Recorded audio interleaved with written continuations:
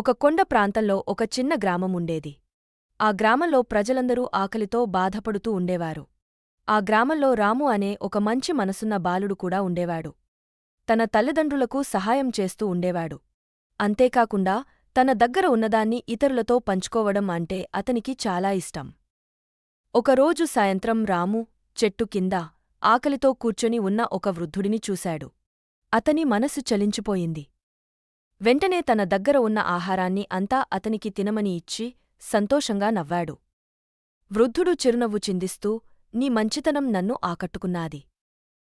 నిన్ను ఆశీర్వదించి నేను నీకు ఒక బహుమతిని ఇవ్వాలనుకుంటున్నాను అని చెప్పి ఒక వెలుగుతున్న చిన్న చెక్క పెట్టెను రాముకు ఇచ్చాడు.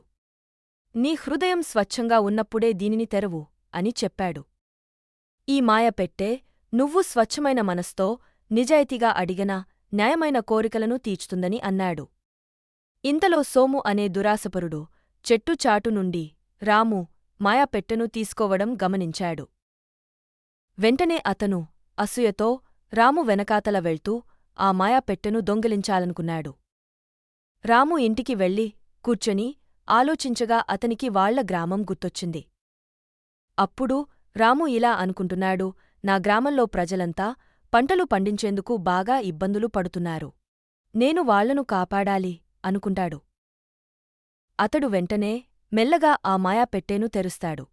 అది ఒక ప్రకాశవంతమైన వెలుగును ఇస్తూ తెరుచుకుంటుంది. ఏదైనా ఒక కోరిక కోరుకో, కాని దానిని జాగ్రత్తగా ఆలోచించి కోరుకో అని ఒక శబ్దం రాముకి వినిపిస్తోంది. రాము చిరునవ్వుతో నా గ్రామం ఎప్పటికీ ఆకలితో ఉండకూడదు అని అన్నాడు.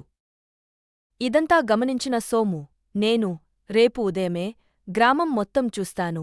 ఒకవేళ ఇదంతా నిజమైతే నేను రాము దగ్గర ఉన్న ఈ మాయాపెట్టెను సొంతం చేసుకుంటాను అని అనుకున్నాడు.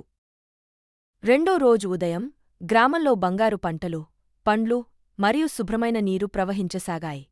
ప్రజలు సంతోషంతో రామును పొగడారు.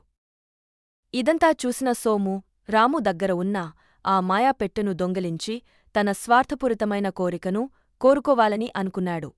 వెంటనే ఆ మాయాపెట్టెను తెరిచి నాకు ఈ ప్రపంచంలో ఉన్న మొత్తం బంగారం కావాలి అని అడిగాడు. సోము కోరుకున్న ఆ కోరిక తనకు మాత్రమే ప్రయోజనం కలిగిస్తుంది. అందుకే ఆ మాయాపెట్టె ఆ కోరికను తీర్చలేదు. పెద్దగా గాలులతో కూడిన తుఫాన్ సోము చుట్టూ మొదలైంది. ఇది అంతా చూసిన సోము నిర్ఘాంతపోయాడు. అలా ఆ మాయాపెట్టె మాయమైపోయింది. అత్యాశ వినాశనానికి దారితీస్తుంది.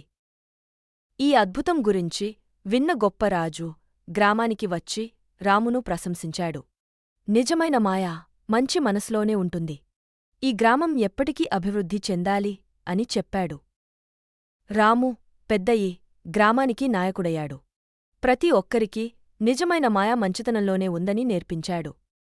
ఈ కథ నీతి ఏమిటంటే నిజమైన మాయ మంచితనంలోనే ఉంది. అత్యాశ వినాశనానికి దారితీస్తుంది.